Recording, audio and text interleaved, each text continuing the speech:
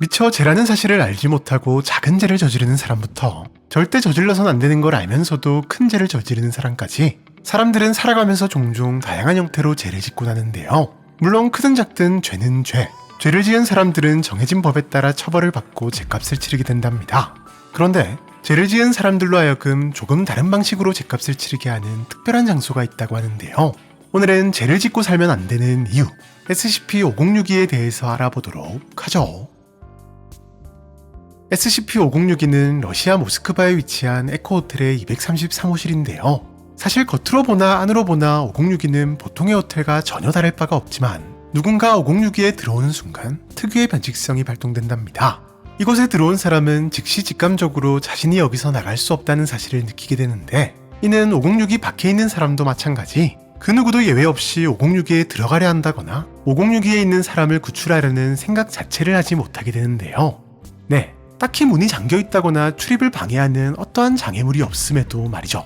이후 방 안에는 뜬금없이 가위 한 개가 생겨나는데 들어온 사람에 따라 크기나 형태가 조금씩 다르긴 하지만 이 가위를 본 사람들은 역시나 모두 똑같은 사실 하나를 느끼게 되는데, 바로 눈앞에 있는 가위로 자신의 신체 부위 중 하나를 제거해야만 이 방에서 나갈 수 있다는 것. 단 이때 어떤 신체 부위를 제거하는지는 사람마다 전부 다르며, 다행히 제거된 신체 부위 주변은 빠르게 주름지고 검게 변하면서 아물게 되어 건강상에 큰 문제 없이 5062에서 빠져나오게 된답니다. 그런데 이때 한 가지 이상한 점은, 분명 신체가 제거되는 고통과 공포에 떨었을 사람들이 오히려 긍정적인 변화를 보인다는 것인데요. 특히 간대함과 남을 먼저 생각하는 이타주의적 성향, 그리고 카리스마가 대폭 상승하는가 하면 세상에 좋은 영향을 끼치는 일을 하겠다는 열망이 상당히 강력해졌답니다. 사실 5061을 처음 발견했을 때만 해도 신체 제거와 이러한 변화가 어떤 연관이 있는지 알 수 없었지만, D계급을 활용한 몇 번의 실험을 통해 박사들은 5062의 변칙성을 이해할 수 있었으니, 먼저 비교적 경범죄 경력이 있던 D계급은 가위를 이용해 자신의 검지를 제거했는데, 5062에서 나온 이후부터는 누구와도 잘 어울리지 못하던 과거와 달리 동료 D계급들과 그 누구보다 친근한 관계를 유지하며 지내는가 하면 반사회적 성향이 확연히 줄어들고 실험에도 성실하게 참여해 D계급에서 해방되는 기염을 토하는데요.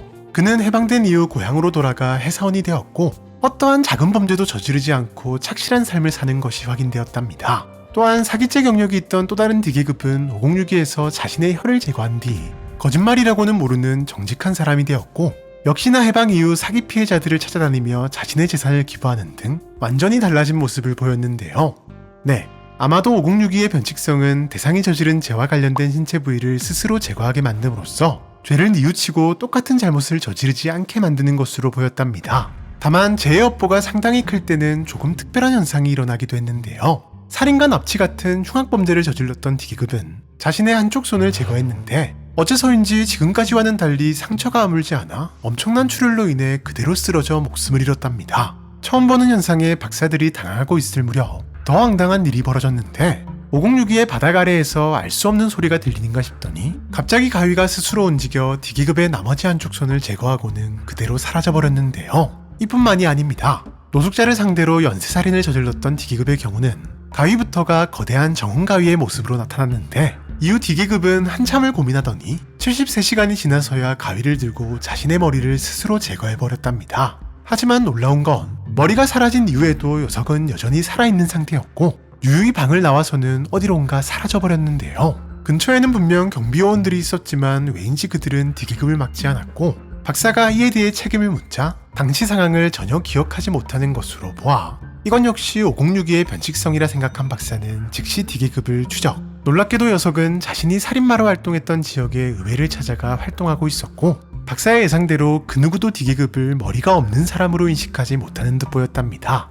이후 녀석은 1년 동안이나 지역의회에서 일하며 인지도를 쌓아갔고 결국엔 의원으로 당선, 노숙자들을 보호하는 여러 법률을 통과시키고 나서야 목숨을 잃었고, 박사들은 즉시 시체를 회수하고 모든 목격자들의 기억을 소거한 후 실험을 종료했는데요.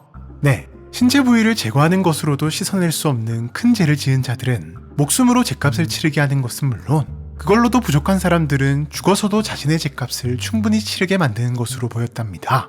이후 5062는 박사들 사이에서 일명 죄를 씻는 방으로 불리게 되었다고 하네요.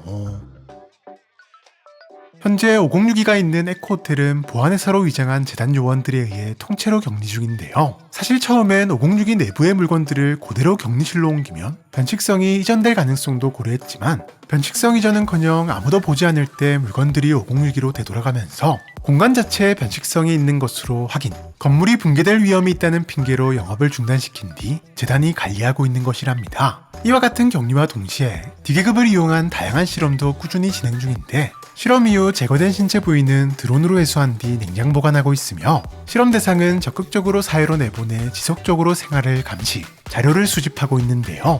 다만 돌발적인 사고를 방지하기 위해 모든 실험은 프로젝트 책임자의 승인 후 가능하며 특히 1급 살인죄를 저지른 D계급을 활용한 실험은 무기한 연기된 상태라고 하네요.